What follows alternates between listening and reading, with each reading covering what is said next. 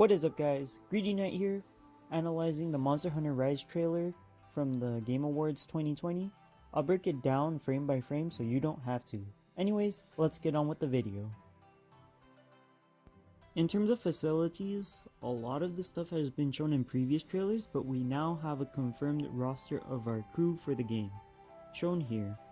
The woman singing in the opening is our guildmom / questorix for this game, and the girl at the very end is our cook.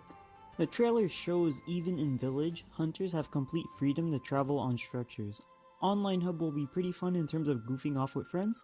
One thing I did notice is that during a pre-hunt online session, 4 players are in the main village, giving the impression that Rise is doing away with a separate hub area, fusing village and hub into one area altogether. We will have to wait and see if this is the case, but I'm excited for this aspect nonetheless. The second environment in Monster Hunter Rise is the flooded forest. There are 3 areas in the flooded forest: the pyramid, the caverns, and the jungle areas. It is my speculation that every environment will feature 3 areas with somewhat unique but cohesive themes to give more variety to both hunts and hunters. Looking at the pyramid structure, it is likely based on Mesoamerican pyramids rather than say something like the Egyptian pyramids. At this time, we don't know whether we can enter the pyramid and fight monsters inside, but I would love it if we could. What role will the pyramid play for the environment and the story, and how will we be able to interact with it? Just like with the marshlands, which was a swampy area, we get a set of caverns along with the flooded forest. A few things I would like to know is how will the wirebugs interact with ceilings specifically. We have been shown wall running in this trailer and past trailers, but would we be able to slingshot into the ceiling via rise mechanics, and then stalactite hop like in previous games? The whole point of Rise is to give verticality to hunters, so that's my main concern for this area. This is a mad cross of Monster Hunter 4U's Ancient Forest and Monster Hunter Rise's mechanics. Having many trees to swing across, you can fulfill your Spider-Man fantasies in Rise.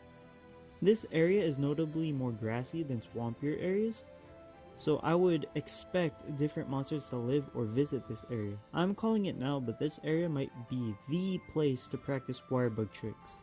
I didn't realize this until after the trailer dropped, but the leaked drawings of the new monsters were released to hype us up for the Game Awards. I'm slow on that front, I'll admit, but overall it made seeing the trailer all the more enjoyable. I hope the developers do that again for future monsters. It's the new Iodrome, based on what I read on the website at least. It spews poison, it's a small, large monster, it commands packs. Not much to say here except welcome to the monster roster.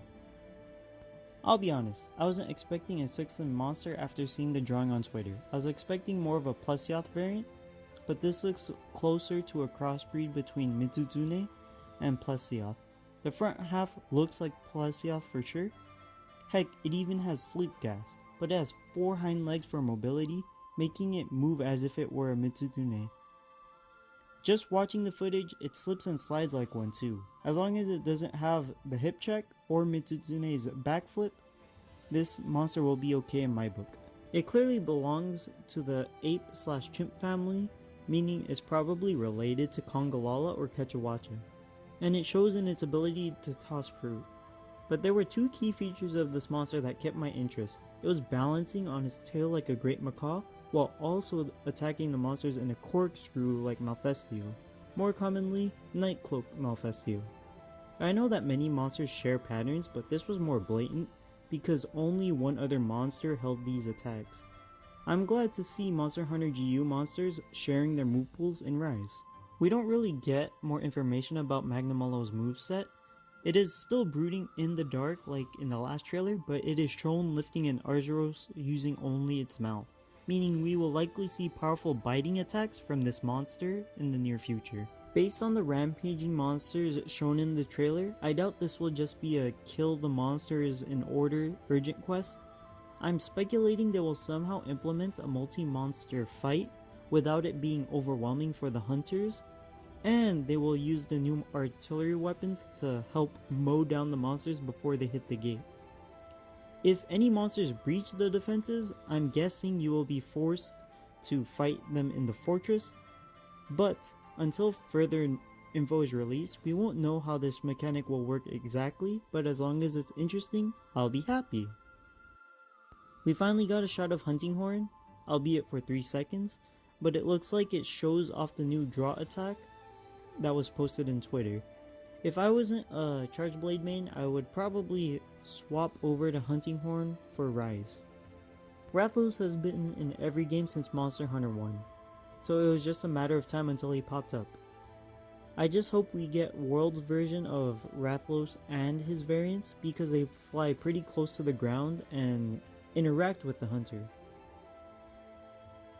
I could have sworn that Royal Ludroth was in a previous trailer, but apparently this is his first appearance in Rise.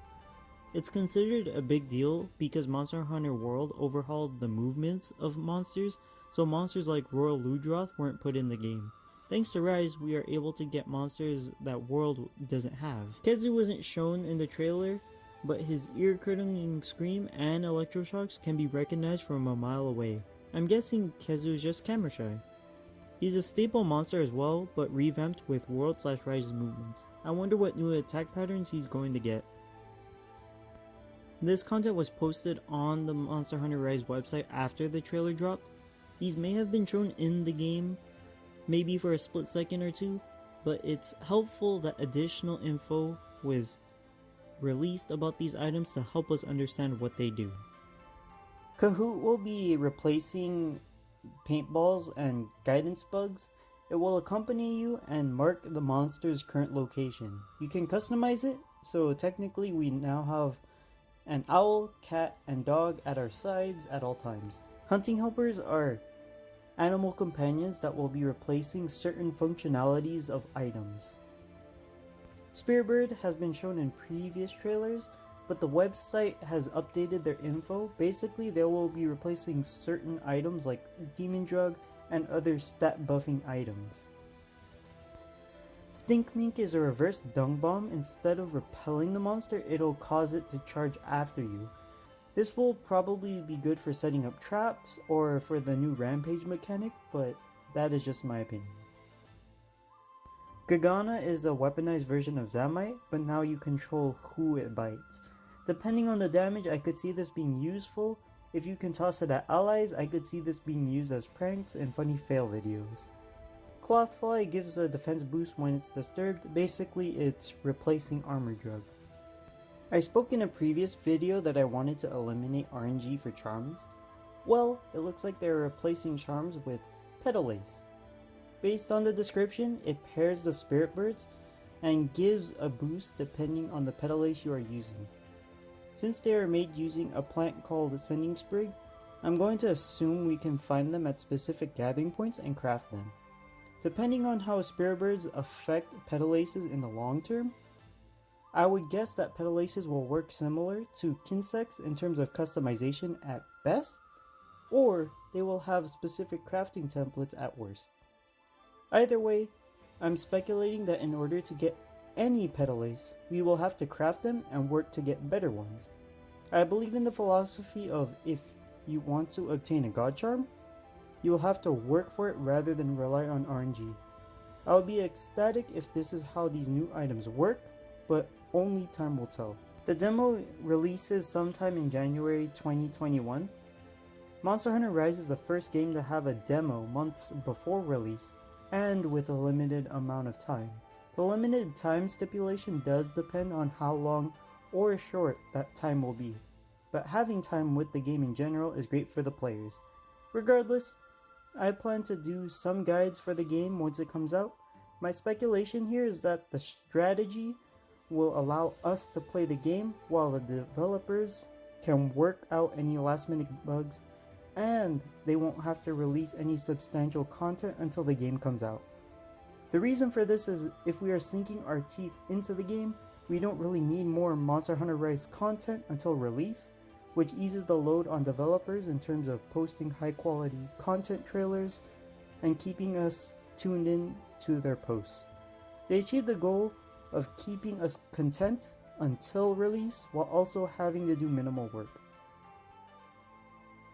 Anyways, that's it for the video. I was planning to do the 100 hunt dual blade video this week, but this trailer came out and I had to make a video on it ASAP. Comment down below if you want 200 hunt episodes next week or if you just want one. Like and subscribe if you enjoyed the video. Greedy Knight, signing out.